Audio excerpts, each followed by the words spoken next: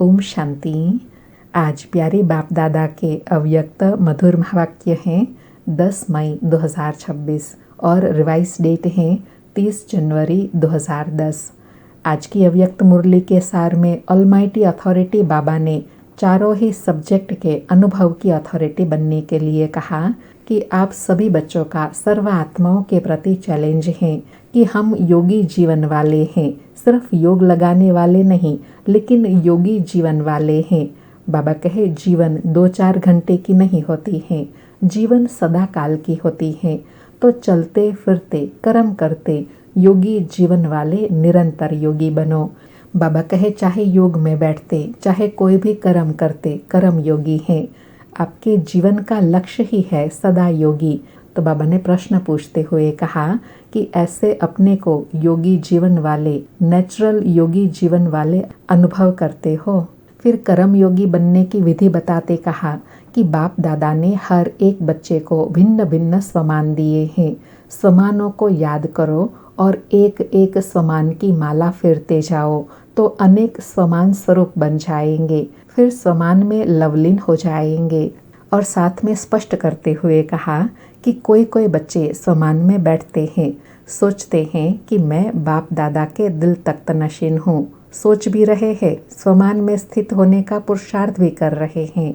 बाबा कहे लेकिन कमी क्या देखी? स्वमान याद है, सोच रहे हैं, लेकिन स्वमान स्वरूप बन, अनुभवी मूर्त बन, अनुभव के अथॉरिटी स्वरूप बनने में कमी दिखाई दी।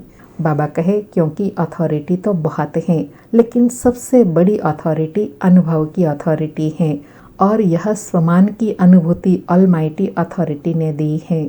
और अंडरलाइन कराते कहा कि तो अनुभव स्वरूप बन जाना, कर्म करते भी कर्म योगी के अनुभव स्वरूप में खो जाना, इसकी अभी आवश्यकता है। और कहा कि हर बात में, हर सब्जेक्ट में अनुभवी स्वरूप बनना है, चाहे ज्ञान, योग, धारणा, सेवा, 4 ही सब्जेक्ट में अनुभव स्वरूप बनना है। फिर अनुभवी स्वरूप बनने से प्राप्ति बताई कि अनुभवी को कोई भी हिला नहीं सकता, क्योंकि स्वमान और देहभान जहाँ स्वमान स्वरूप है, स्वमान के अनुभव में स्थित है, वहाँ देहभान आ नहीं सकता। बाबा कहे जैसे देखो अंधकार है, लेकिन आप रोशनी का स्विच ऑन करो तो अंधकार ऑटोमेटिकली गायब हो जाता है। अंधकार को मिटाने में, अंधकार को भगाने में मेहनत नहीं करनी पड़ती। ऐसे बाबा कहे स्वमान की सीट पर सेट हो, अनुभव का स्विच ऑन करो तो अनेक प्रकार के भिन्न भिन्न देहभान समाप्त हो जाएगा। फिर कहा कि जिस समय अनुभव की सीट पर सेट होते हो, किसी भी वरदान के स्वरूप में अनुभवी बन अनुभव करते हो, तो उस समय मेहनत नहीं करनी पड़ती है, नेचुरल अनुभूति होती है। इसलिए बाबा कहे अब समय प्रमाण अनुभव की अथॉरिटी बनो। और कहा कि बाप दादा आज इस बात पर विशेष अटेंशन दिला रहे हैं कि किसी भी वरदान को फलीभूत कर वरदान या स्वमान के स्वरूप के अनुभवी बन सकते हो, बनना ही पड़ेगा। क्योंकि बाबा कहे अभी समय प्रमाण कुछ भी अचानक होना है, तो स्वमान का, वरदान का बहुत काल का अभ्यास चाहिए। और लास्ट में चारों ही सब्जेक्ट को स्पष्ट करते हुए कहा कि ज्ञान अर्थात नॉलेज, नॉलेज का प्रैक्टिकल रूप है। नॉलेज को कहते हैं knowledge is light, knowledge is might. तो ज्ञान स्वरूप बनना अर्थात जो भी कर्म करेंगे वह लाइट और माइट वाला होगा, यथार्थ होगा, इसको कहा जाता है ज्ञान स्वरूप। फिर दूसरा बाबा कहे योग स्वरूप का अर्थ है कर्म इंद्रिय जीत बनना, हर कर्म इंद्रिय पर समानधारी, इसको कहा जाता है योग अर्थात योग युक्त, युक्ति युक्त जीवन वाले। और तीसरा बताया कि अगर ज्ञान और योग स्वरूप है तो हर गुण की धारणा भी ऑटोमेटिकली हो जाएंगी।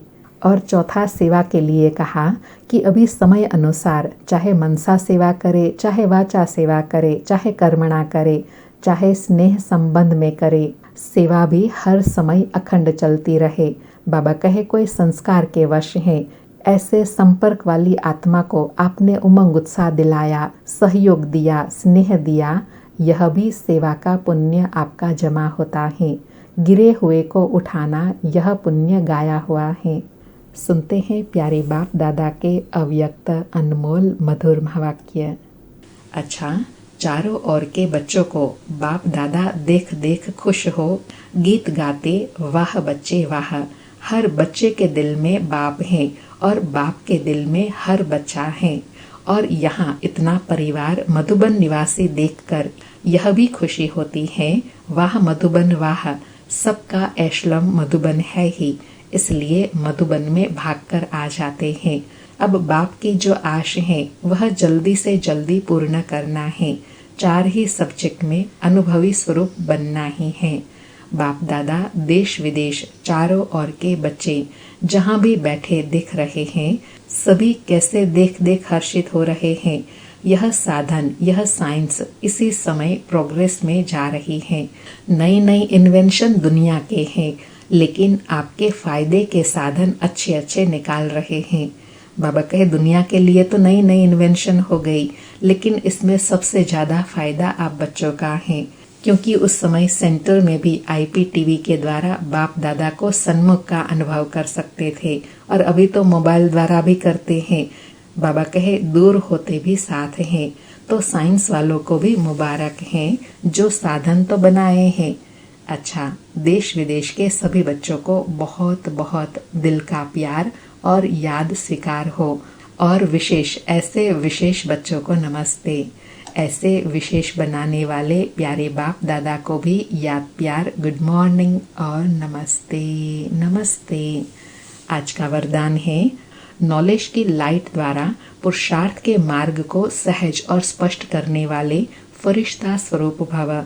स्पष्टीकरण है, फरिश्तेपन की लाइफ में लाइट और माइट दोनों ही स्पष्ट दिखाई देते हैं, लेकिन लाइट और माइट रूप बनने के लिए मनन करने और सहन करने की शक्ति चाहिए। मनसा के लिए मनन शक्ति और वाचा कर्मणा के लिए सहन शक्ति धारण करो। फिर जो भी शब्द बोलेंगे, कर्म करेंगे, वह उसी के प्रमाण होंगे।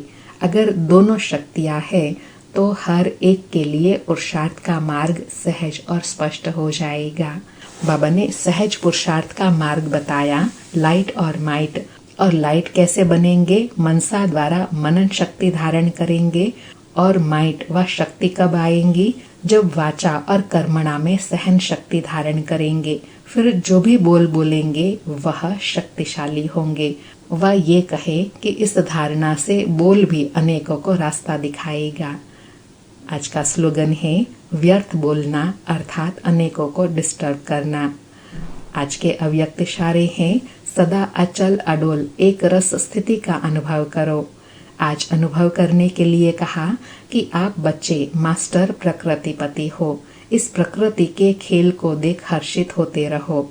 चाहे प्रकृति हलचल करे, चाहे प्रकृति सुंदर खेल दिखाए, दोनों में प्रकृतिपति आत्माएं साक्षी हो खेल देखती और खेल में मजा लेती हैं, घबराती नहीं है। इसलिए बाप दादा तपस्या द्वारा साक्षीपन की स्थिति के आसन पर अचल अडोल स्थिर रहने का विशेष अभ्यास करा रहे हैं। अच्छा, ओम शांति। फिर से प्यारे बाप दादा को शुक्रिया बाबा, शुक्रिया। अलौकिक पालना करने के लिए शुक्रिया बाबा, शुक्रिया।